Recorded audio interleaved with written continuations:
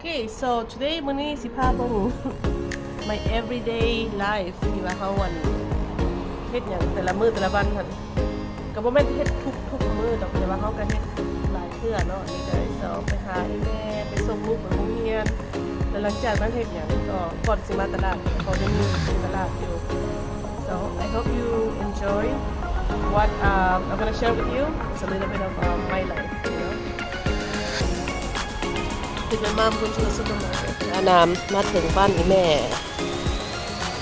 มาเป็นดอกไม้เราแล้วก็สิพาเราไปตลาดไปซื้อดอกไม้อีกโชว์ให้เบิ่ง beautiful flowers งามเนาะเราเลี้ยงดีอย่างนี้เลยมีหลายชนิดตัวนี้หั่นจักดอกไหนแต่ว่าน่าจะนี่เป็นสีหัวเป็นสีส้มแก่ใหญ่ I don't know if you guys know the name let me know but yeah ตื่นมาเช้ามาส้มดอกไม้กันนี่แห้งด้วยเนาะมะเกี้ยงต้นมะเกี้ยงของเนเบอร์ก็มาฝากนี่ค่ะได้กินของเราอยู่มันเราเองเกิดขึ้นมาแก่ก็แพงนะคะสูงอันนี้เป็นต้นบักอะโวคาโดกับมาฝากนี่กันฝากเพื่อนเขาทำไมตัดออก Mom has a lot of plants อันนี้ยังเงินบอกเป็นดอกตอนเป็นดอกนี่ก็งามมันเลย so แต่ว่าขั้นเด็กได้ดอกไม้เห็นเขาตอนนี้มันเป็นงามมันแล้วมันเป็นดอกคนไปถ่ายดอกไม้คนจะบอกว่าไป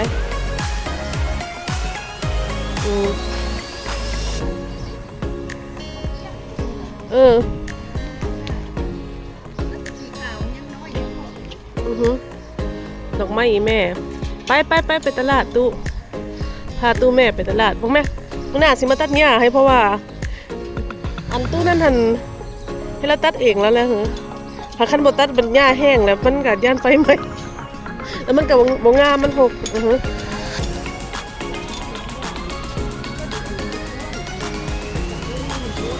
นี่ยัง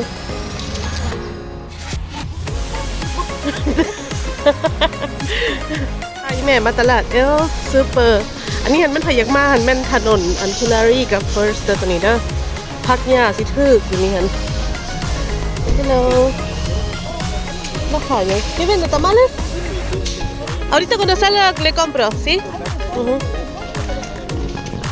Okay. ยังไงยังมาซื้อน้ำเพลินอันนี้ตลาดใหญ่อันนี้นี่คนมาซื้อผักหญ้าหลายพันมาเมื่อ Thursday วันจันทร์วันพุธเนาะวัน Wednesday วันพุธWednesday มันบอก Wednesday มันพุธวะ Wednesday มันพุธบ่แต่ว่าพุธมัน Wednesday บ่คันมามื้อ Wednesday หัน if you come on Wednesday they're gonna have fresh produce ที่เขาจะเอามาใหม่ๆมาแต่เช้าเลยได้หลายอย่าง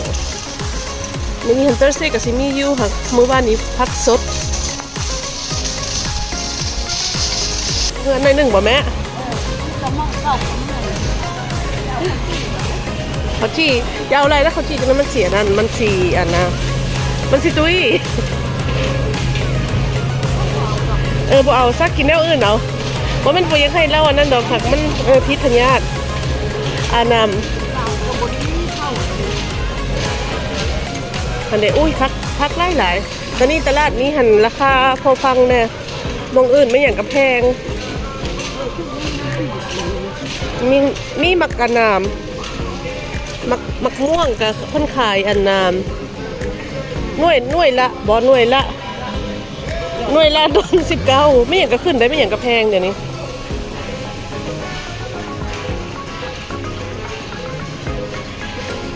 อันไหนเมื่อจะไปเอามักอัปโป้ให้ลูกเขาก่อนมักลามักอัปโป้ I like the gala so I'm gonna pick some good galas apple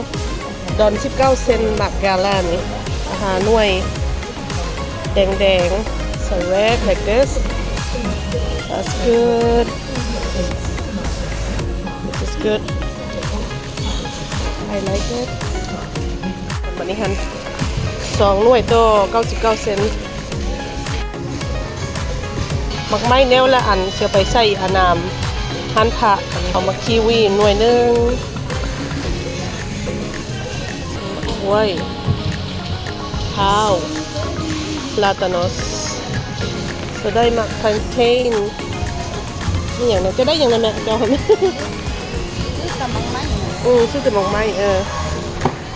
ได้มาเลยอยากได้อย่างก็ซีเฮ็ดอย่างรับแล้วใช้กุ้งตัวไหนจะอยากได้ครับเอาตัวไหนตัวนี้เด้อตัว6.97ฮันโอเคมันเซลอยู่โอเคอู้ยนี่ก็อาหารทะเลนี่เป็นตัวงามๆ That's what my mom wants I think I'm gonna get this one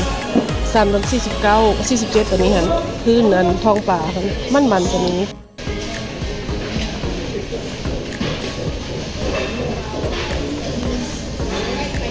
¿Cómo se llama eso? La lonja de bagre. Deme 3 libras. 3 libras.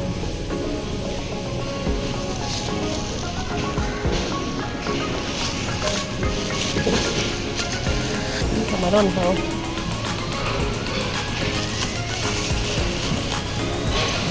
Ini sama susah,ตัวนี้คือกันซามังนะตัวนี้ดีเด้อตัวนี้เด้อนี่มันหอมอะไรกันมันมีน้ำ ginger คือกัน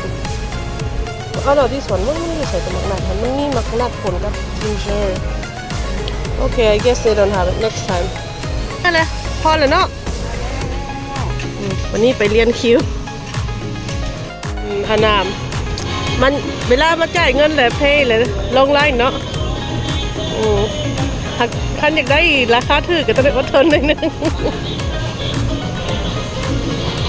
บางครั้งเปิดอันโชว์ให้เพิ่นเบิ่งในแมตมาเล่นยังบ่ฮอดใส่2แม่ลูกดีเห็นคนอยู่พาร์กิ้งมาขายก็ซื้อซอยเขาเป็นข้าวต้มแม็กอันนี้นี่มีหมูเด้อตัวนี้เด้อแล้วก็ปั่นให้อันคนมาขอทานคือกันก่อนเอามันให้แน่เอาอันตั้งมาเลยมีหมูก็มีอันนั้นมีโตโคนมักซารีหั่นคือวันหลังเพื่อเขาเอาเขาช่วยกันไปจะมาจากเม็กซิโกอย่างนี้อันรัฐบาลกับบุพร้อมปะนะ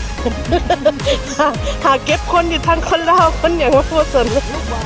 เจ้าหน้าที่สังกินแม่เจ้าอันอัดเอาท่านี้สบายดีพ่อแม่เพราะว่าศิลาเลยได้วันนี้ฮันเมื่อไหร่จะ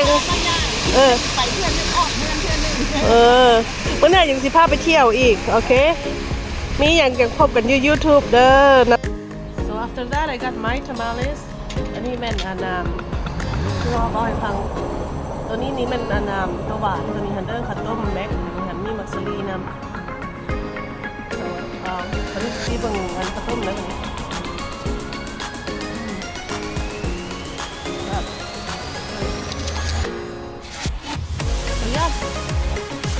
I hope you had a good time, enjoy the video I made. So I'll be posting more videos and we get to know each other better.